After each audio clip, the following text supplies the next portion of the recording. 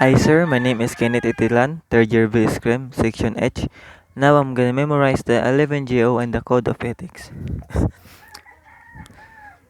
11GO. First is to take charge of this post and all government properties in view. To walk my post in military manner, keeping always on alert on everything that take place within sight or hearing. To repost all violation order I'm instructed and enforced. To repeat all call from a post more distant from the guardhouse than me on. To quit my post only when properly relieved. To receive, obey, and pass to the sentinel who relieves me. All order from the commander officer, officer today, officers, and non-commissioned officers of the guardhouse only. To talk to no one except to the line of duty. To give an alarm in case of fire or disorder. To call the commander in relief in any case not covered by the instruction. To salute all officer, callers, and understand that case. And last is to be especially watchful at night during the time of challenging, to challenge all persons near at my post, and to know and to allow no one person to pass without proper authority. Next is the Code of Ethics. As a law enforcement officer, my fundamental duty is to serve the community, to safeguard lives and property, to protect innocent against deception, the weak against oppression or intimidation, the peaceful against violence or disorder, and to respect the constitutional rights of all liberty, equality, and justice. I will keep my private life and soul light example of all. I will behave in a manner that does not bring discredit to me and to my agency.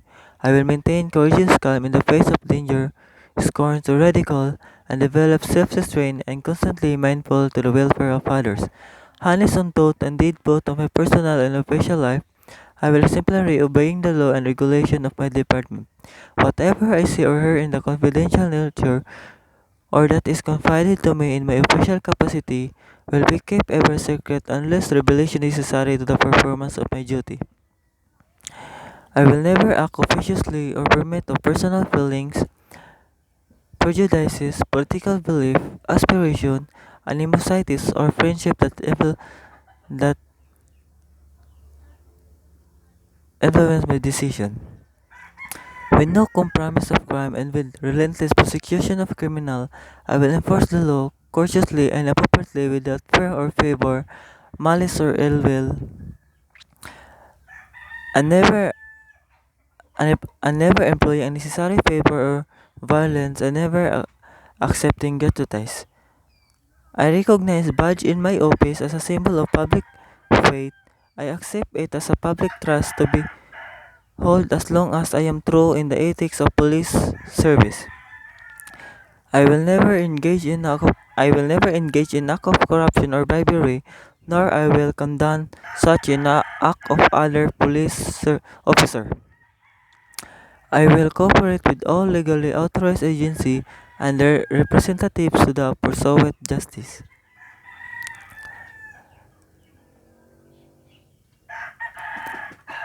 I know that I'm alone my responsible for my own standard professional performance and will keep every reasonable opportunity to enhance and improve level of now my level of knowledge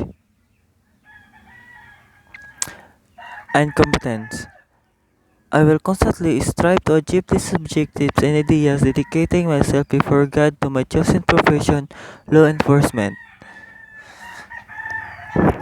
My insight or understanding about the LVNJO is that as a law enforcement officer, you have a rules and regulation to be followed.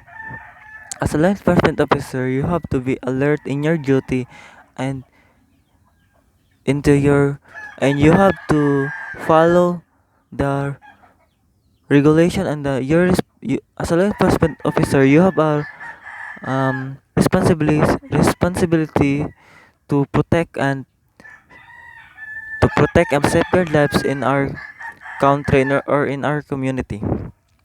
And my insight or understanding in code of ethics is that as a law enforcement officer, when you enter in this job, you have a promising or nanunumpa ka nga dapat mong gawin ang iyong duty upang ikaw ay makatulong sa kapwa or sa ating comunidad.